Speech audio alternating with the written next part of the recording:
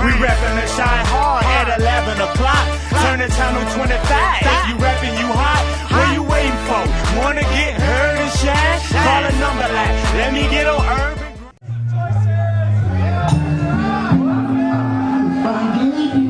You guys know this one? Do you know this one? This joint's called Ampersand. Now's the time to roll up and smoke your weed if you got it, alright? Yo, you know this shit, I grow this shit. My modus operandi is devoted to the bombing. Take the time out to remind them, watch your hiney.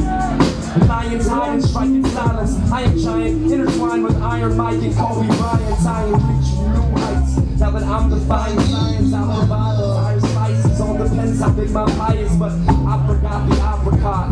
I'm such a Roger blood, so now it's I'll be back with my block at the war. I recall the normal door, and on to the Bernardi, call it karma if you with my alarm and off and startled ya. Finish what we started, brought departed down the closest road, slowly heading off the scope. Hey, it's me, Tony Porter. I am backstage here at Reggie's with the one and only Asher. How are you doing? I'm good. Just got off stage. Been a long day. Niners won on Monday Night Football, beat the Steelers 20-3. It's been a good day. Paps and Jazz is out. We're alive. We stage dove like 7 times. The party's coming down. It's a good time. So how was the crowd exactly? I know it was crazy. Chicago's always great. They're young, energetic. A lot of people having fun out there. And it was a long show too, so they stuck it out. And I'm happy. I'm happy. So you are from Pennsylvania, and I know that then you moved to Atlanta in 2005 to start your music industry and everything career. So how's the difference between Pennsylvania and Atlanta? Oh, it's night and day. Like, it was really, for me, what was great about going down to Atlanta was actually experiencing, thank you, dude, was experiencing Southern culture for the first time. From the fact that Southern hospitality is very real, to even just Southern music. You know, they always like, oh, you know, when you experience it down in Florida or Georgia or something like that, it's a whole new world. Hearing Outkast down there, hearing any of the trap music that really started to blow up, hearing that in Atlanta is a real thing. So I think that was the kind of culture shock for me. Other than that, people are people. Do you know what I'm saying? And that was really cool to just go down there and just be around good people. But from a music standpoint and experiencing that music and experiencing that culture, and that was fucking awesome. Definitely. Now, is it true that the Jay-Z song was the one that inspired you with Annie? Yes, to go into rapping? Yeah, that was the versatility aspect. When I saw a Broadway play get flipped, I was like, okay. You know what I'm saying? Because I got into it pretty late from a standpoint. You know, I've always been a hip-hop head in regards to, you know, the Black Star stuff and the Roots stuff that I kind of grew up on. But it wasn't until the Annie stuff that, like, I felt connected in respects to that I could actually be doing hip-hop. And that was big for me, and I thought it was a lot of fun. So, you know, shout out to the Annie sample. Definitely. So that hit, I loved it. You know, the college song and everything. I love college. I remember that. So, like, did you think that was gonna blow up and be like, you know, a big hit? No, I mean, we released that on MySpace, and it was crazy because we really got into this whole thing in the transition when internet really started to kind of dictate what was going on. It was no longer radio.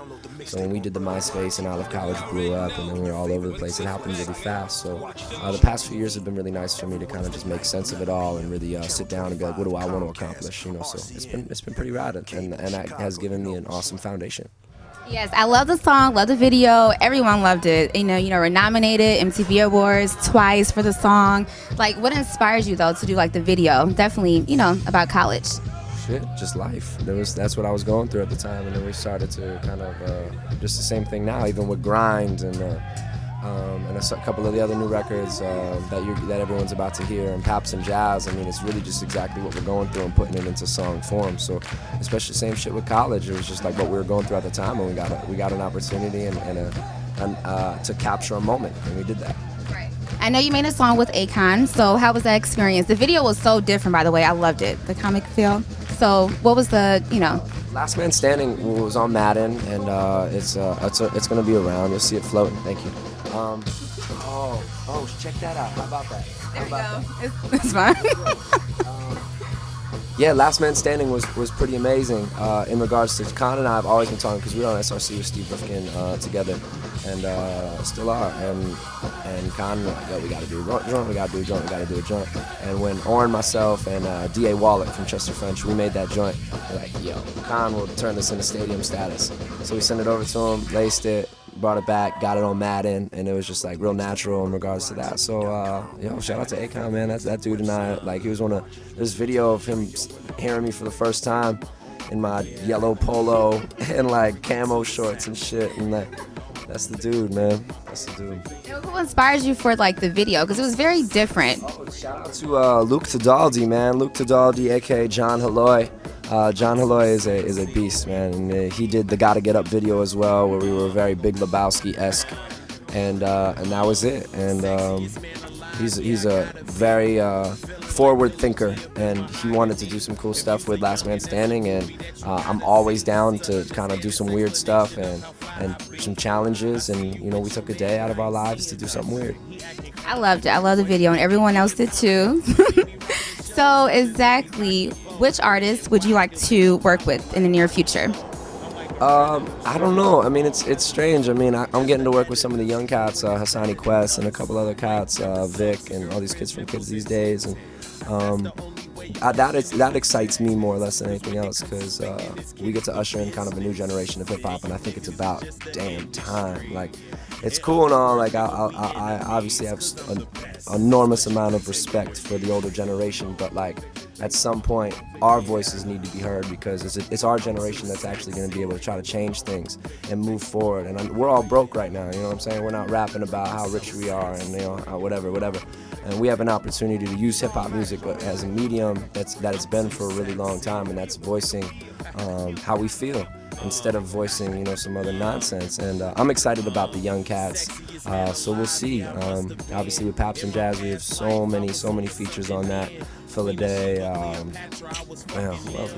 I can't even go right now. There's so many cats on there. GLC, I mean, Blues on there, Rocky Fresh is on there. I mean, shout out to Rocky Fresh in Chicago. I mean, yeah, it's just like, it's all, I think really at this point right now, it's just all about the young kids and just making sure that they're being heard, and we're going to be able to usher them in. Do you think hip-hop is dead? Absolutely not. Did you see what just happened? Yes, I know. But you know, a lot of people have been saying it recently, so. No, because, yeah, for a while it was really frustrating, because you have cats like will.i.am, who's like the man, you know what I'm saying? will.i.am and the Black Eyed Peas project, the Joints and Jams record, they were crazy. And then, like, you know, money was dictating a lot of stuff. So when we see stuff like that, when we're losing soldiers like that to big Viacom deals, and we're just like, oh my God, what's gonna happen? But you've seen, like, for instance, look at the path that Nas took.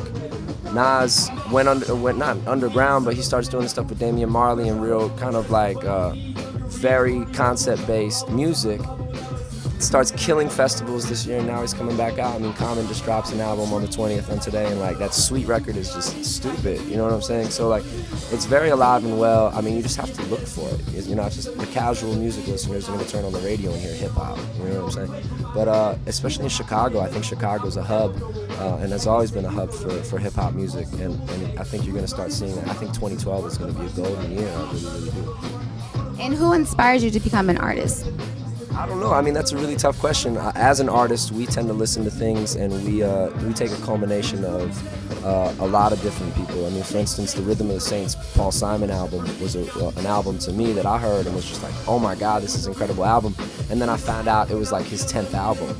You know what I'm saying? So it's just like, man, we have a lot of time, but we live in such a different era with the internet that it puts pressure on us to be constantly putting out records. I mean, Rakim used to be able to put out a joint and then another album 2 years later, and no one would say anything. If you don't put out I didn't put out an album for 2 years, and people are like, where did he go? It's just like, dude, I'm just creating, you know what I'm saying? I want to make sure it's right. So, yeah, so it's interesting. I mean, times have definitely changed, but we're rolling with the punches. There's some beautiful people there. Obviously, Chicago has really supported us, and we're excited about the future. So now you're with Def Jam, so what do you have coming up soon, especially for 2012? Yeah, we just have Paps and Jazz coming out. We have Is This Too Orange coming out in March, and then obviously just like the whole family, look out for everybody. Look out for Hassani Quest's Ruthless, look out for Hollywood Hall, look out for everybody, man. So we're excited. And exactly what good advice can you give to, you know, people that want to become a rapper or anything in the music industry? Have fun, work hard, and have some courage, and that's it. Well, you heard that. Work hard, have some courage.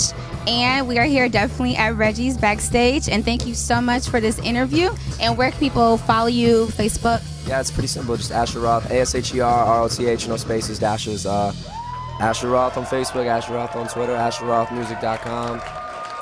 Underground Grind TV, Asher Roth. Peace out.